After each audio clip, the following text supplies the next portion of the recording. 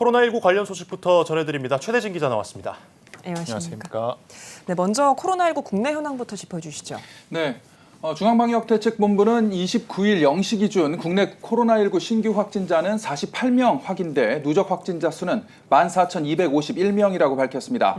해외 유입 확진자가 34명이고요.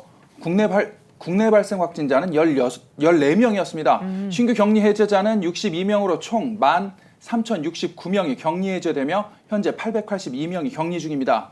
어제 하루 사망자는 없었습니다. 네. 코로나19로 모두가 어려운 시기이고 교회도 역시 다르지 않은데 그 한 교회가 지역 교회들을 위해서 섬김 행사를 했다고 들었습니다. 네, 신길교회가 영등포 지역 100개 교회를 초청해 선물과 각 100만 원씩 총 1억 원을 전달했습니다.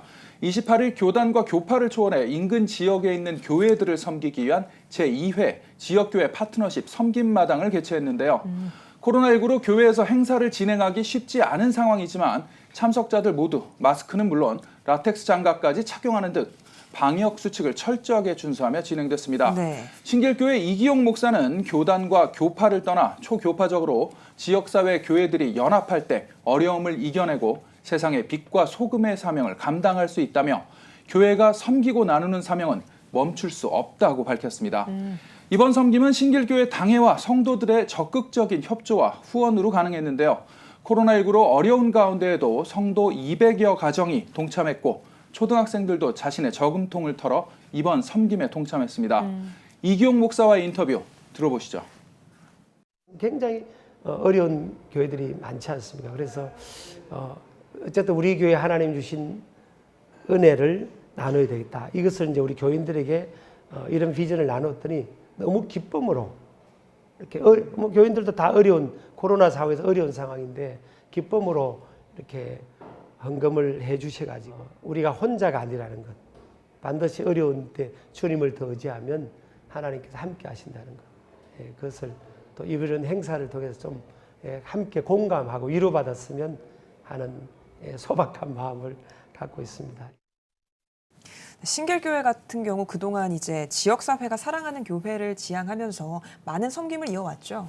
네, 그렇습니다. 코로나19가 확산했을 당시부터 경북 지역에 마스크 2만 장을 전달한 것을 시작으로 지역사회 방역과 마스크 나눔을 지속적으로 실천해 왔습니다.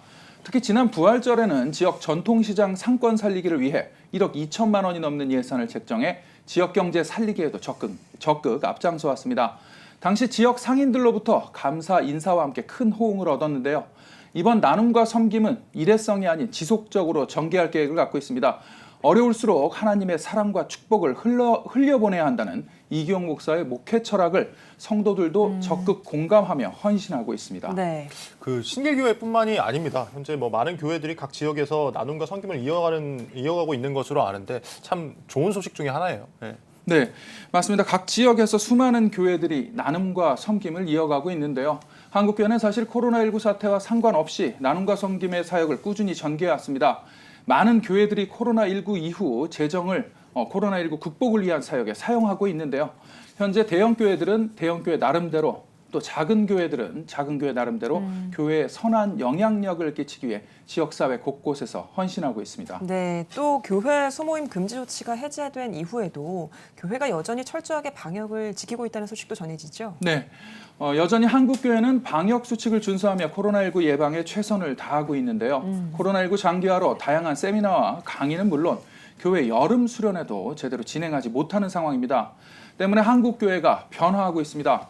교회 소모임 금지 조치는 해제됐지만 보다 철저하게 방역 수칙을 지키고 있고 다양한 강의와 세미나도 온라인으로 전환하고 있습니다. 여름 성경학교도 각 가정에서 진행할 수 있도록 변하고 있습니다. 네. 지난 27일에는 코로나로 인한 목회 생태계의 변화를 진단하고 대응 방안을 모색하기 위해 마련된 온라인 특강이 열렸는데요. 온라인 특강을 준비한 기독교 대한성결교회 목회신학연구원은 코로나19가 확산하면서 수업 진행이 어려워 온라인 수업 시스템을 구축하고 체계화했습니다. 학예 특강도 전면 온라인으로 진행한 건데요. 이제는 윤리 목회다란 주제로 특강에 나선 한기채 총회장은 코로나 시대에 새로운 목회 방식을 개발해 나가야 한다고 강조했습니다. 한기채 총회장과의 인터뷰 들어보시죠. 네. 교단에서 이제 중요한 강의들을 온라인으로 만들어 가지고 지방신학교에서도 같이 그 강의를 들을 수 있도록 그렇게 서울신학대학에 위촉해서 금년에 이제 강의를 공통 과목들을 개발해 가지고 하기 시작하고 있고요. 오늘 이 목신원에서도 특강을 이렇게 온라인으로 유튜브를 통해서 하게 됐습니다.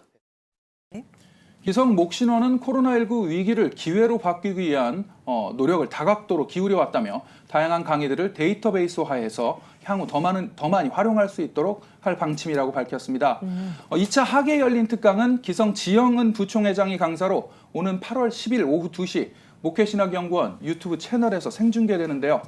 한국교회에서 비대면 온라인 강의가 더욱 활성화될 것으로 보입니다. 네, 한국교회가 코로나19 극복을 위해서 다양한 대안들을 시도하고 있는 것 같습니다. 최대진 기자 잘 들었습니다.